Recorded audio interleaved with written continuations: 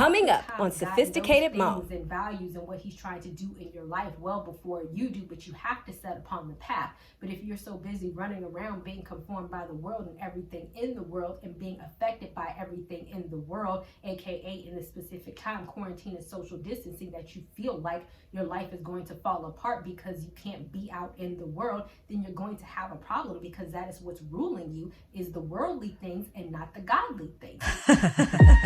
Dedication, preservation, take a look inside, your salvation, do every good work, it takes patience, like a butterfly, transformation. Hi, Sophie here, and I'm back with another video. If you're new to my channel, then don't forget to subscribe so you can stay updated on all my videos, and don't forget to check the description box because I always put a lot of stuff in there. What I want to talk about today is being alone with your own thoughts. And before you click off, hear me out, because I know if you're watching this video now, the time I'm filming this video, we are in quarantine and we're in social distancing. But this is a lesson that I learned years ago, well beyond this whole quarantine and social distancing, is that a lot of people fear being alone with their own thoughts. I see that many people are complaining because they're not allowed to be around their friends and all of this, that, and the third. But consider this. It's like being alone can be a very valuable thing because you can be one with yourself. I know that sounds crazy, and you can be one with God. I want to tell you a story on what I mean, on how I learned this lesson plenty of years back before my son was born. This was he's gonna be 12 this year. So before then, is that I used to be in a space where literally I would wake up every morning, I would get dressed, and I would go out and not come back till 2 o'clock in the morning. And then I would wake up in the morning and I would do it again.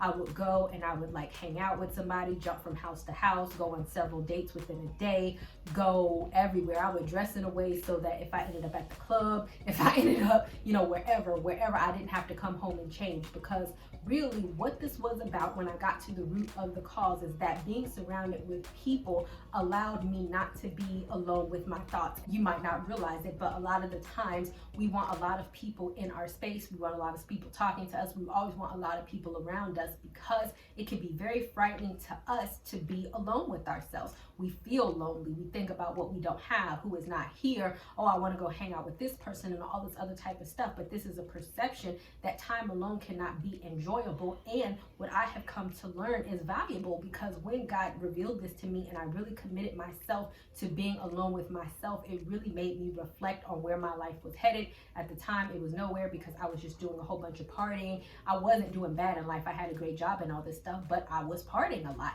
I was going out a lot. I was dating a lot. And these things are not inherently bad. That doesn't mean that you have to stop doing these things. But when I really dedicated to being alone with myself and even talking to God with the process, that's when it's my son yelling.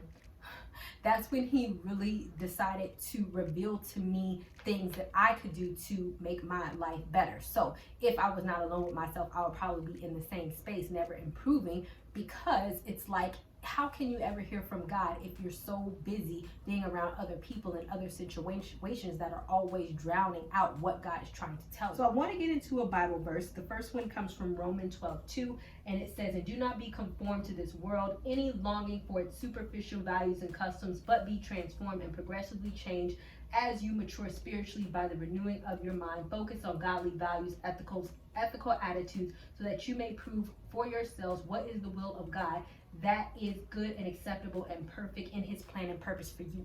That is good. Oh, I love it so much. I know y'all are like, oh, so I am. Because what is he saying? Do not be conformed with its superficial values and customs. So if you're complaining, oh, I can't go out. Why can't you go out? Is this a superficial attitude that you can't go out to the club? That, I put on some fake nails today. It is what it is. Oh, that I can't get my nails done. I can't get my hair done. That I can't talk to my hair person. That I can't go out and date as much. That I can't see this person and I can't. Is that a real thing, or is it a superficial value and custom? Yes, we engage in these things often, but if it is so much that it is depressing you or giving you anxiety, then you have to reflect on why that is.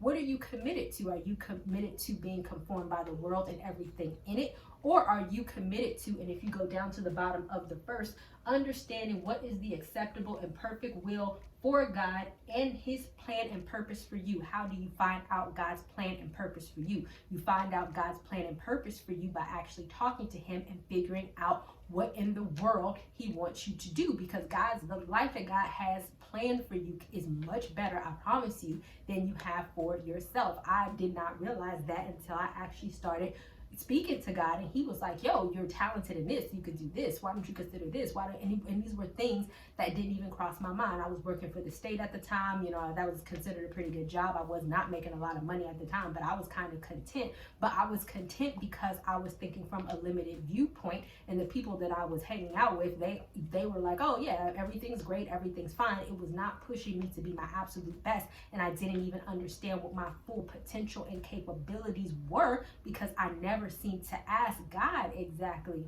what they were for myself. And so it's like oftentimes God knows things and values and what he's trying to do in your life well before you do, but you have to set upon the path. But if you're so busy running around being conformed by the world and everything in the world, and being affected by everything in the world, aka in a specific time, quarantine and social distancing, that you feel like your life is going to fall apart because you can't be out in the world, then you're going to have a problem, because that is what's ruling you, is the worldly things and not the godly things.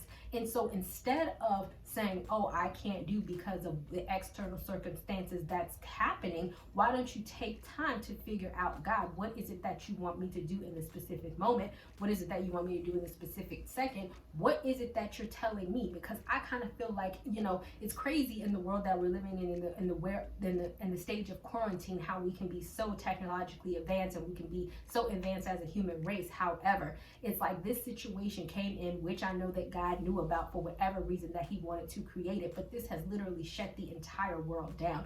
We're not as advanced as we think. God is still in control. He has the ability to shut down the world, apparently. I mean, you have to think about this, but sometimes we get so consumed in the hustle and bustle of everyday life that we just don't stop. We just don't stop to think. The only thoughts that we have are the thoughts that other people feed us. The only thing that we want to do are what other people tell us to do, what other people tell us we should be pursuing, what other people tell us that we should be passionate about, how we should be going for that promotion, not because we want to, but because other people say that we should. We don't stop to think, is the life that I am in and what I am doing specifically what God is telling me, and is it on the plan of where God wants me to go? And when you really actually stop to think about that by choosing to be alone with yourself and having a one-on-one conversation with God, you might be very shocked that, hey, maybe I'm not as happy with my life. Maybe God does want me to change so I can bring that relationship that I've been longing for. Maybe I am going about dating in the wrong way, which is why I just kind of consume myself. And I know that was the case with me. I was going out on dates, sometimes multiple dates in a day, never fully satisfied because I was dating the wrong type of people. And I never stopped to think about any of that because I was always consumed with just being, going, talking, being everywhere with other individuals, that I never had time to reflect, is what I'm doing in my life good? Is it the path that God wants for me? And am I going in the right direction? So I actually want to get into another Bible verse, and it comes from Matthew 6:6. But when you go pray, go into your most private room, close the door, and pray to your Father who is in secret, and your Father who sees what is done in secret will reward you. So this does not mean go into like a literal closet. I mean, you can if you want to, but this does not mean go into a literal closet. But why I wanted to read this Bible verse is because really is just a reiteration of what I was saying, right? The best way to talk to God is to go secretly and in private and to talk to him and to pray. Why are we doing that? If we remember the last verse, so that we don't be conformed to the world, so that we can understand what is the perfect and acceptable will of God and the plan and the purpose that he has for our life.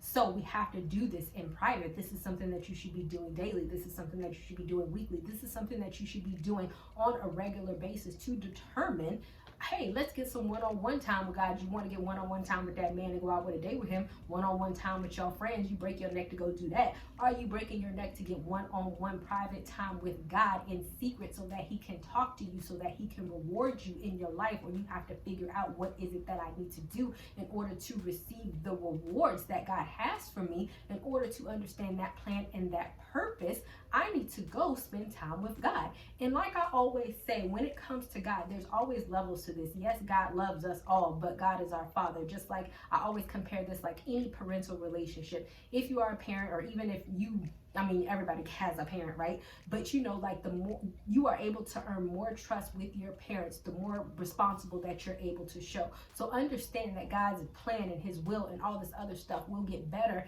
if you are able to build that rapport with God. Yes, I can. A lot of people, how do you hear from God like that? Because I have refined hearing from God. I spend a lot of time with him on a daily basis. I don't even know that I have like a ritualistic prayer life, but what I have is that always I am speaking to God throughout the day. I am sitting up every time when I get up in the morning, I'm talking to God. Right before I go to sleep, I'm talking to God. We talk and communicate all the time because I do need to understand his perfect will. I do need to understand what he's telling me. I do need to understand if I'm on the right path. I do need to make the moves and the right moves and have opportunities and know which opportunities to take, which opportunities to turn down, so that I could be one step above the rest. God will tell you everything that you need to know in order to prepare for your life, provided that you are able to build that rapport with him.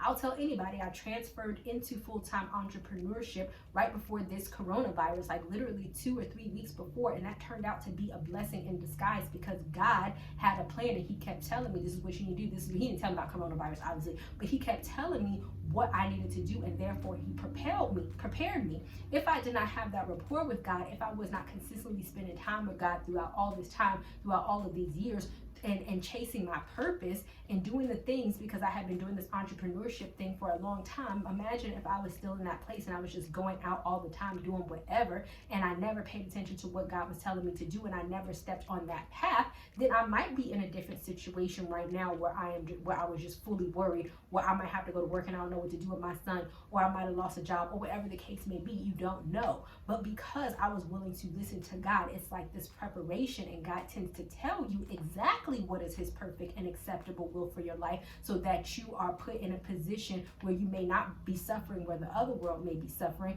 or you may be able to be in abundance when the rest of the world is in famine, or whatever the case may be. And this is just a small example, but my point is, when you are depressed, oh, I can't do this, I can't do that. No, you need to be depressed about not spending time with God, because God is the one who is going to ultimately set you up for life and not those other people. So that is your challenge. Don't get, even if you're watching this after quarantine, if you're watching this during quarantine, maybe you need to think about, dang, I really want to write that song. Dang, I really want to write that book. Dang, I really wanted to start a business. And by the way, you can join my Patreon. I'll put the link down in the description box, because during this time, during quarantine, and if you're watching this after quarantine, the content will still be available. But during this time, I'm specifically giving tips for people to start their online business, because maybe that's what God might be telling you to do. If your situation with your job is very funny and other people is controlling your money, maybe God is like, instead of you pining and crying and having anxiety about not going out, how about you put that energy into actually making money on your own? Is that what God is telling you to do? I don't know. Only you can determine that, and the way that you determine that is by being one with yourself and talking to God about it, and not be so easily swayed and living in fear because of what is happening in the outside world. Because if God has allowed this specific situation, then there is something that he wants you to learn in this specific situation. He probably something that he probably wants us all to learn in this specific situation. But instead of yielding to that and understanding that, a lot of people want to give into the fear or the scarcity mindset, instead of being like, you know what, God, what is it specifically do you have for me in this moment in time? And you have to understand that might be different from your friend down the street. It might be different from the person next door. It might be different from everybody. His plans for you during this season could be to prosper. It could be to teach you something. It could be a lot of things, but you won't ever know unless you specifically get to a point where on a daily basis you are communicating in your prayer closet and you are talking to him and asking him. And I think now is the perfect time to do that. If you haven't, and even if you're watching this after quarantine, then you should make time during your busy day to do that anyway. All right, guys. All right. Thank you guys so much for watching. Don't forget to subscribe. Don't forget to check the description box. Don't forget to join my Patreon if you are interested in starting a business. I'm definitely covering a lot of that. And I will see you guys another day, another time. Bye, y'all. Are you tired of being stuck in the same place day after day, month after month, year after year, and you just don't know how to make your life better, level up your life, or glow up your life? Do you want to write a book, start a business, or you just don't know how to take the next steps? Hi, I am Dr. Sophia Reed, and I know what that's like. Just like it says in Philippians 4:12, I know what it is to be in need, and I know what it is to have plenty. And I have learned the secret of being content in any and every situation. Despite popular belief, God does want you to have the life that you desire. But the secret to that is to also have contentment and to know that to whom much is given, much is required. If you join my Patreon for only $5 a month, I give self-improvement tips on how to level up your life, how to help you reach goals, how to start an online business, how to write a book. Whatever goals you have for yourself, I can definitely help you get there. So, join today.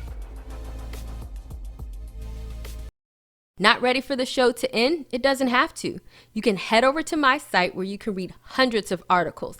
And also you can feel free to shop my store where I have all of my products for sale. And last but not least, for even more video content, feel free to visit my YouTube channel where I talk about a wide array of content. Thank you guys so much for tuning in, and until next time, stay blessed.